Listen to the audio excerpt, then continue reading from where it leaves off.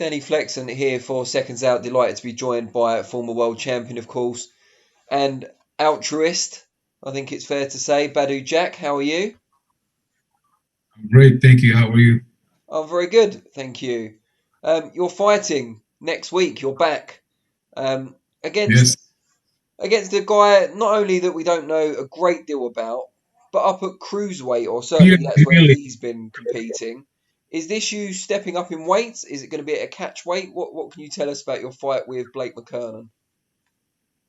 His name is Peter McNeely. No, I'm joking. No, he's talking a lot, like Peter McNeely did when he fought Mike Tyson. So he's one of those crazy guys. Um, there's going to be a catch weight at 189, so it's now full cruiserweight. And basically, the fight was supposed to be in September 12th. So it was only 4 weeks away, and it was going to be an exhibition. So I was like, hey, I'm not going to cut no weight, and especially there's no big money fight or nothing for to make 75 just for in a last minute, a month away. So let's get a cruiserweight or some cash weight in between, and then they moved the fight back 2.5 months. So yeah, we still keep it the same weight, but yeah, I'm still gonna fight John Pascal for the title at light heavyweight, and after that, I might move up. We'll see. How do you feel about carrying the extra weight for this fight? I'm assuming you're a little bit above that now. How does it feel on you? I feel comfortable. Yeah, I feel great. So yeah, I'm stronger, and yeah, I don't have to cut that much weight. So yeah, I'm great.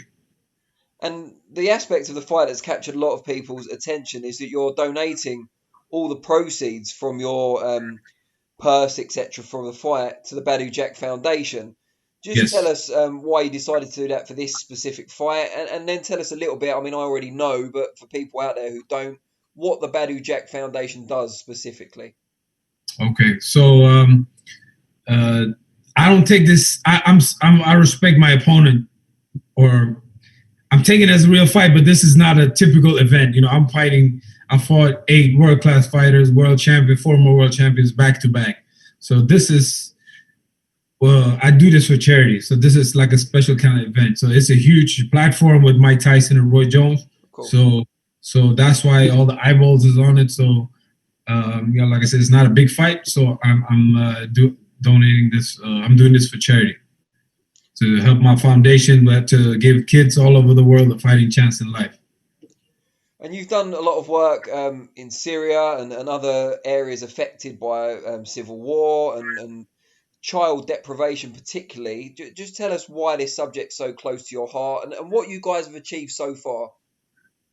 I mean, we work with a Syrian refugee camp, a Palestinian refugee camp, and we help a little bit with a orphan in Gambia, where my dad is from, and right now we're also working with foster kids here in the United States. So yeah, we're trying to help, especially kids, because they're the ones that can't really defend themselves. They're young, they're poor, or whatever. So especially kids and people in need. And what gave you the inspiration to do this initially? I mean, I have good people around me, and also I'm a Muslim, and to serve God, you got to serve your fellow men, I believe. So, yeah, that's my duty. So, I have this platform as a champion. Why not do it, something positive that can help? And so I always done small stuff, but I keep it on the low. You're not really supposed to talk about charity, but if you have a foundation, then you can help more kids. So yeah, especially my business manager, he been on me like, come on, we gotta promote it so we can raise more money rather than just do a little bit of your own money like that. So it's that's what we're working on. Tell us some of the achievements the foundation has made of which you are most proud. I mean, all of it. So we have a rehabilitation center in Jordan for like a Palestinian refugee camp, um, with for nutrition, for education, and there's a little room, like some no, actually this is with two of them. One is them is like a handicap center, so we help them with all the equipment. They all in wheelchairs, so they actually fix the wheelchairs and stuff, so they can. That's in the real ghetto, like in a refugee camp. And yeah, we helping them when we helping. We this education center so they can get a good education also inside the refugee camp. That's awesome. And I wanted to ask, obviously, you're fighting on the same show as the Tyson Roy Jones exhibition. Yeah, What do you make of that fight? I mean, for you, it's great because you're getting all the eyeballs on your fight and what you're doing for the foundation. What do you make of it as a contest? And do you think they'll take it as an exhibition when it actually comes to the opening bell? I think Roy Jones could do it, but Mike Tyson, I don't know if he could take it easy. I mean, both of them are a friend of mine, and I'm a huge fan. When growing up, them two were my favorite fighters. So yeah, I mean, it's an honor to be a part of it, and I just hope nobody get hurt. That's all. So they were your heroes as a kids. This is kind of like Batman versus Superman come to life for you, isn't it? Kind of, yeah. I mean, I started boxing late. I was already a teenager, like 18, 17 years old. So that's when I started. I mean, Mike Tyson, I've been a fan of Mike Tyson since I was a little kid. But yeah, both of them, if you can look, who's your favorite fighters back in the day, that was them too. Awesome. And you mentioned having that rematch with Jean Pascal.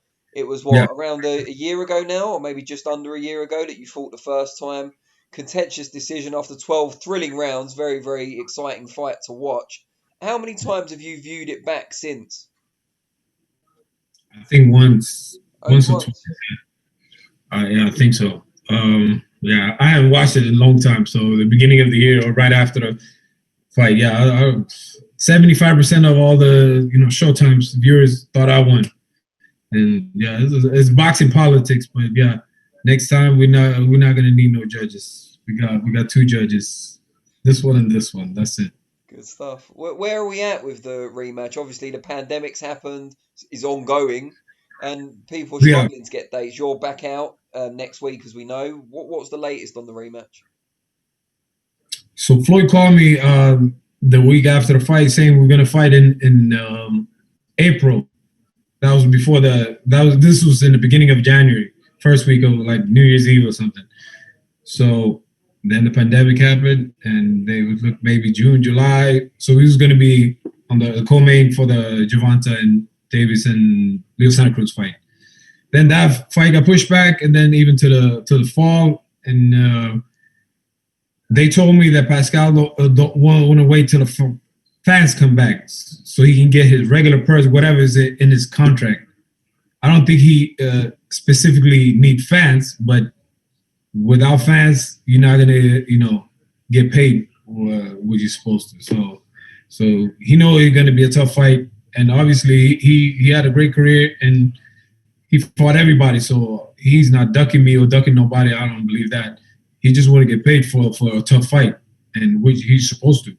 And same with me. So both me and him fought everybody, all the tough guys. So yeah, we waiting for the fight fans to come back, and they came back last minute on that show. But then, yeah, I guess it was already too late. That was 2 weeks before the fight. They decided to switch it to Texas where they can have fans. So they told me first quarter of 21. So whether that's January, February, March, let me take care of business next week, and then whenever he's ready, I'm ready whenever. You've clearly got plenty left in the tank. Yeah. If hypothetically your career were to end tomorrow, how would you assess what you've achieved and your legacy? I mean, I'm happy with my career, but yeah, like you said, I got a lot left. I got a new trainer, Jonathan Banks, and we improving a lot in the gym. I'm throwing more punches and everything. So yeah, I can't wait till next Saturday. And yeah, no, I got a couple of years left. So I want to become a champion again, and maybe even move up to cruiserweight. Yeah, create my legacy, and yeah, just yeah, I still feel young. What about bridgerweight, or is that a bridge too far? Pun intended. Oh yeah, the new weight class. Yeah. What is that? 200 to 226, is it, or 224? 24. 226. I don't know. Yeah, right now I'm focusing on 189 pounds. Then I gotta go back to 175. After that, no, I would actually WC lower what you call it, cruiserweight to 190, I think.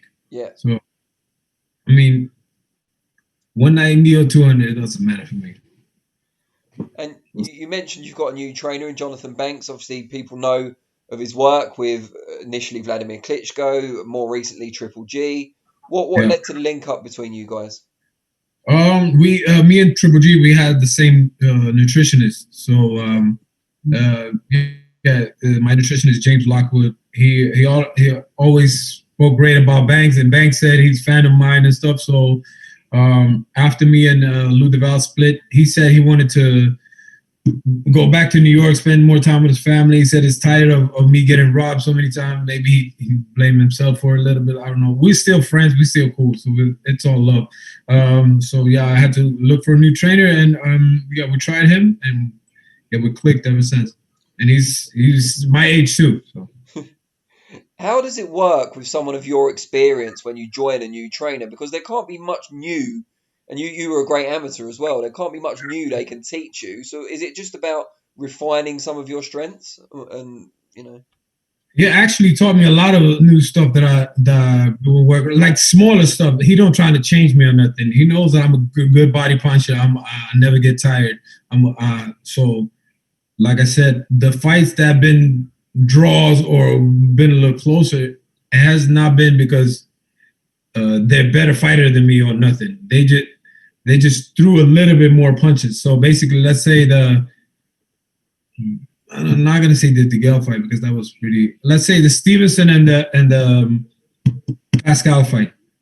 In the beginning of the fight, the first 3, 4, 5 rounds, maybe some of them they won because they threw maybe 5 more punches than me. It was sure. close, but maybe they got the edge. But in the second half of the fight, I won like this. I beat the shit out of them. So basically, I just got to start faster and stuff. So we've been working on that, and yeah, it's been going great ever since we started linking up. How do you feel about that subject generally? Because as you point out, you can Yeah. edge around and win it 10-9. You can Mhm. dominate around, and if you don't get a knockdown, most of the time you win that 10-9 as well. So should there be more Yeah, variation in how that 10-point must system is used, do you think?